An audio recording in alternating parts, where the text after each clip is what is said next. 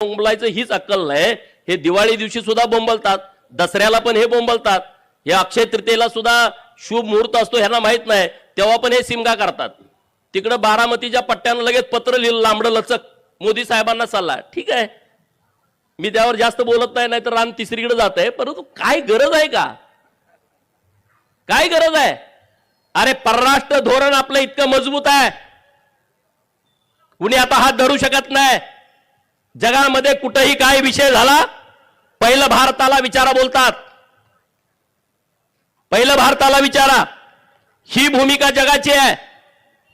मोदी साहेबांनी दौरा केला, लगेच टीका, हे म्हणले जाऊ नका। अरे मग काय, देशाचे पंतप्रधान आहेत, ते कुठे गेले होते? यूएई मध्ये गेले। यूएई त्यांचं एक फोरम आहे, ओपीईसी नावाचा एक फोरम आहे, जे तेलाचा व्यवसाय करणारी राष्ट्र आहेत, त्यांनी फोरम तयार केलाय। कुणी यात घुसखोरी करू नये, कुणी नागरखोद बोलले, मनके कुणाचे राहिले नाहीत। आज किती मिनिटात येतोय? परवा मी भाऊ तुमच्यापासून निघालो, 45 मिनिटांमध्ये मी सांगलीमध्ये आलो। किती लोकांचा वेळ वाचला, किती लोकांचं इंधन वाचला, किती लोकांचं कष्ट वाचला। अरे हेच राष्ट्राचं काम आहे ना, दुसरं काय काम असतं राष्ट्राचं? हेच काम राष्ट्राचं आहे।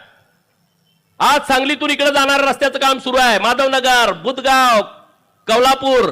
किती वेळ जातो ट्रॅफिक मध्ये अडकल्याच्या नंतर? कुणी विचार केला? कुणी भूमिका घेतली? तुमचं कुणी हात धरलं होतं हे काम करू नका म्हणून? अरे मिरज मेडिकल कॉलेज सिव्हिल हॉस्पिटलला कर्नाटक आणि महाराष्ट्रातली लोक येतात, रोज 3000 ओपीडी आहे तिथं, 350 लोक ऍडमिट होतात। का तुम्ही मदत केली? आमच्या सरकारने MRI आपल्या सांगली जिल्हा नियोजन मधून तिथं मशीन बसवली 22 कोटी रुपयाची। बाहेर जे 10,000 12,000 15,000 रुपये MRI ला घेतात, तिथं 1800 रुपये मध्ये आपलं सरकार करताय। 20,000 लोकांचे MRI तिथं झालेले आहेत, 20,000 लोकांचे। सांगली सिव्हिल हॉस्पिटलला तीच परिस्थिती आहे, 2,500 ची ओपीडी आहे, 350 लोक तिथं ऍडमिट होतात। तिथं सिटी स्कॅनची मशीन बसवली आहे, सिटी स्कॅनला बाहेर पैसे किती आहेत आणि तिथं किती पैसे वाचतात लोकांचे बघा। हे गरिबांचं काम आहे, हे मोदी साहेब करतायत, हे देवाभाऊ करतायत, हे आमच्या जिल्ह्याचे पालकमंत्री करतायत। बोलण्यासारखं खूप विषय आहेत, परंतु आपण सगळ्यांनी अत्यंत हे सांगलीचं काय झालं सांगा ना? काळी खाण सुशोभीकरण मी कॉलेज असल्यापासून ऐकतोय। काळी खणीचं सुशोभीकरण मी कॉलेज असल्यापासून ऐकतोय।